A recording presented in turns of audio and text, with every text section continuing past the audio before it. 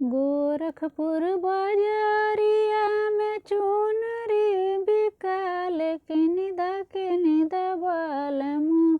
हमके चुनरी के सौखिया किनिदा बालमु हमके चुनरी के सौखिया किनिदा बालमु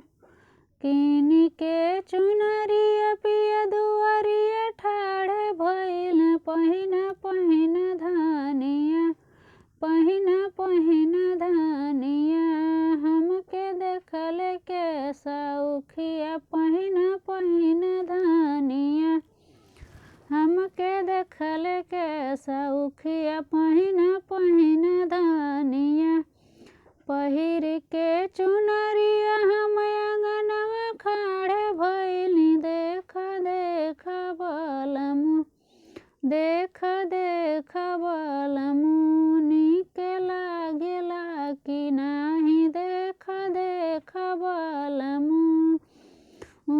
नीक लागेला कि नाही देख बालमु ऊपर ही देखी बालमु नीचवा मुस्कियाल भाग